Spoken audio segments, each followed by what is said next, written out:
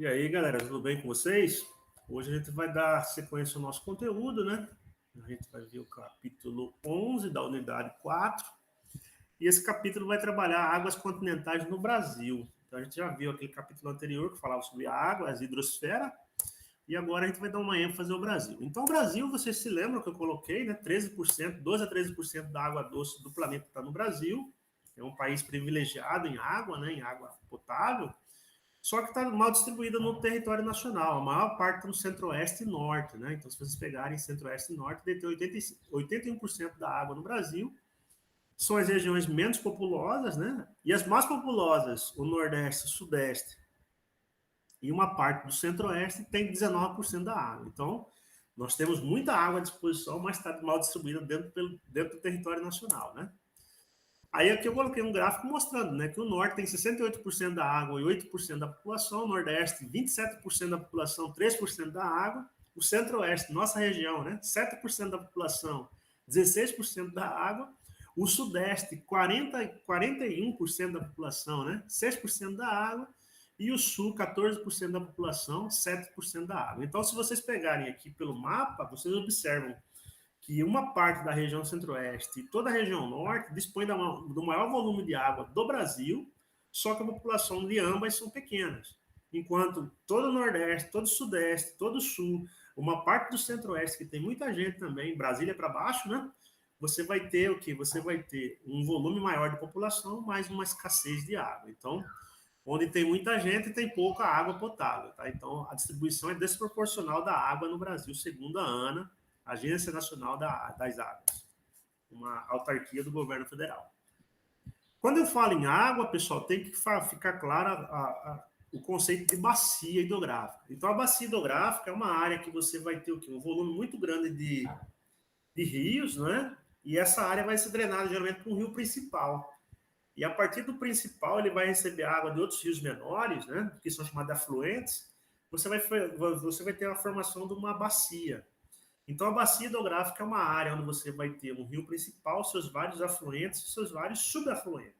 O subafluente é aquele menor que vai dar condições para o afluente desaguar no principal, certo? Então, o subafluente, ele vai dar o quê? Ele vai dar sua água num afluente, o afluente vai despejar sua água no principal da bacia. Quando eu falo somente os rios daquela bacia, estou falando da rede hidrográfica. Quando eu falo da área drenada por aqueles rios, o conjunto de rios daquela região, juntamente com a área, aí eu tenho a bacia.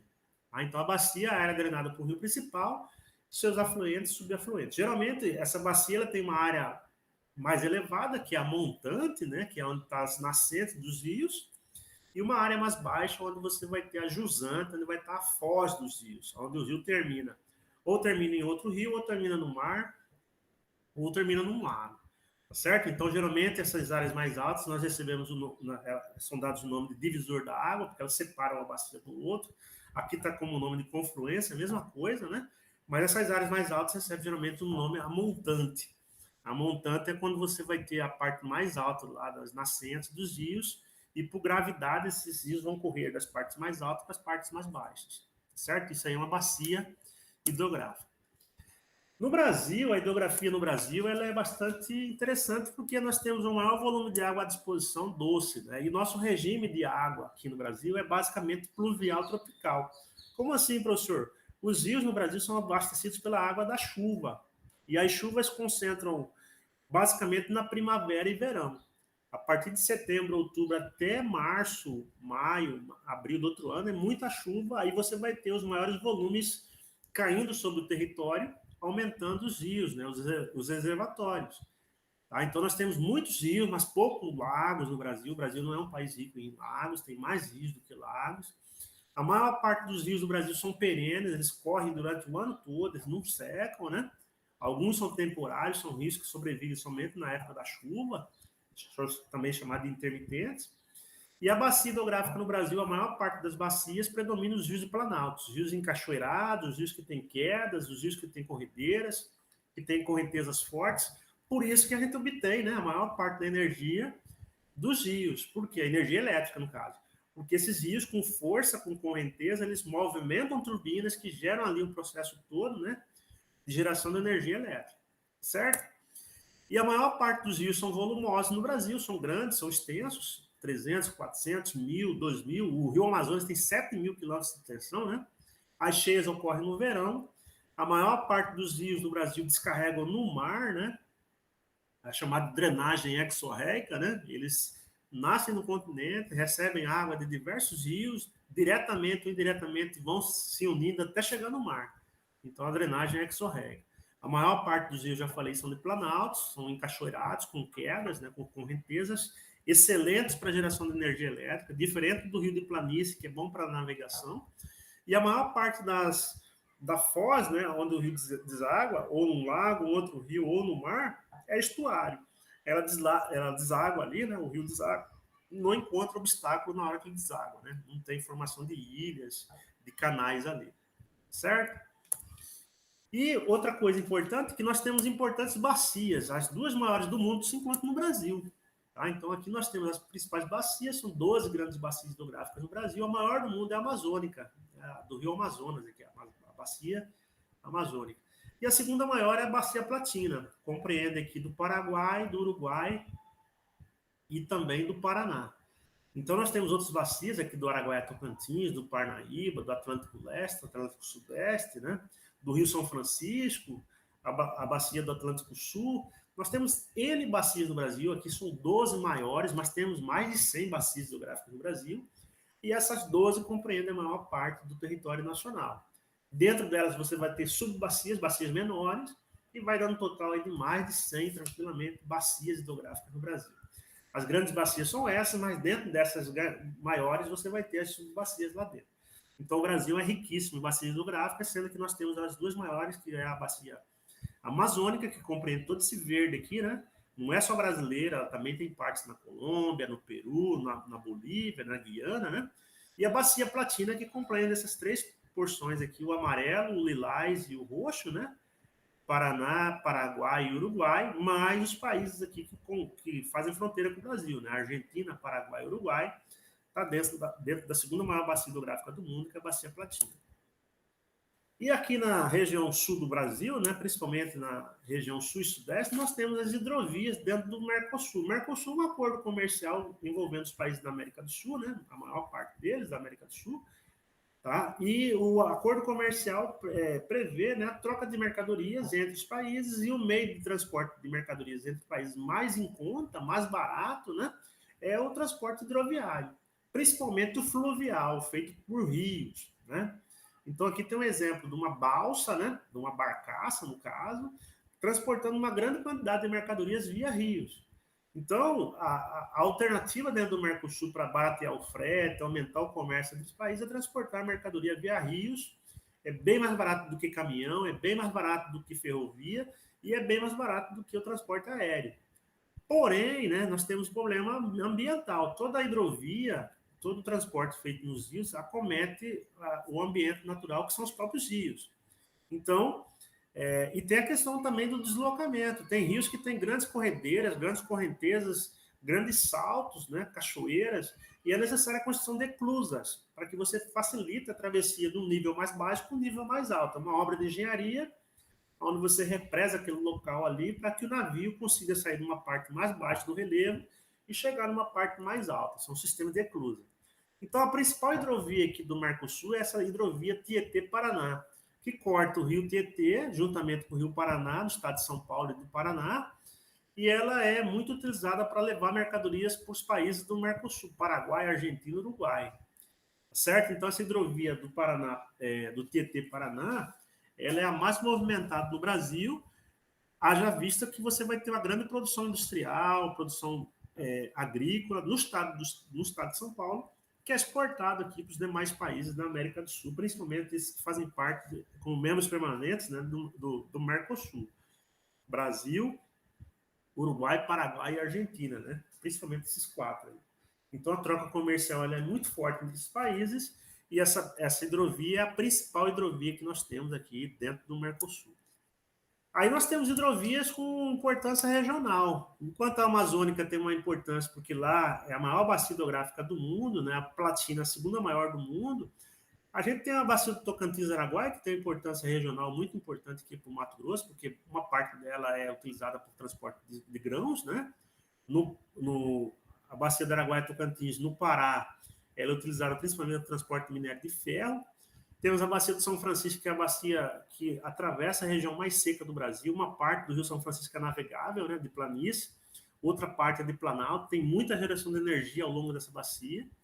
Tem as bacias do Atlântico Nordeste Ocidental, Oriental, que são importantes para os estados nordestinos, né? Do leste e do sudeste também são bacias do Rio Doce, enfim, são importantes para essas regiões. E do Atlântico Sul, né? As bacias ali de Santa Catarina, do Rio Grande do Sul, que são importantes a nível regional. Tá? Então, são bacias que têm uma importância a nível regional para os estados que compreendem essas bacias, diferentemente da Amazônica da Platina, que compreende vários países aqui da América do Sul. Tá? Aí ele coloca, para fechar o texto, a gestão dos recursos hídricos. Né? Então, o que está acontecendo? Então, já falei para vocês no conteúdo passado. Nós temos uma água aí que a cada ano o volume tem diminuído devido à própria mudança climática, que reduz a quantidade do volume de chuva. E nós temos um problema seríssimo no nosso país, que é a falta de coleta, de tratamento dessa água. Então, se você não coleta a água que você utiliza, né, a água que vai para o esgoto, o rejeito industrial, né, a água que recebe o veneno da lavoura, né, o pesticida, o herbicida, o fungicida, você acaba o quê? Deixando essa água contaminada. E um dos grandes problemas de gestão dos recursos hídricos no Brasil é o não tratamento da água. Tá? Então, nós temos um grande volume de água à disposição, mas boa parte dela não é tratada. Então, se vocês pegarem o norte e o centro-oeste, o norte, basicamente, né, boa parte da população não tem, né, a coleta de não coletado. Né? Coletado é cerca de 9%, não coletado a maioria, né, na zona rural e urbana. O centro-oeste está um pouco melhor, né? Cerca de 50% da população urbana e rural tem a coleta do seu esgoto, e que é tratado, né?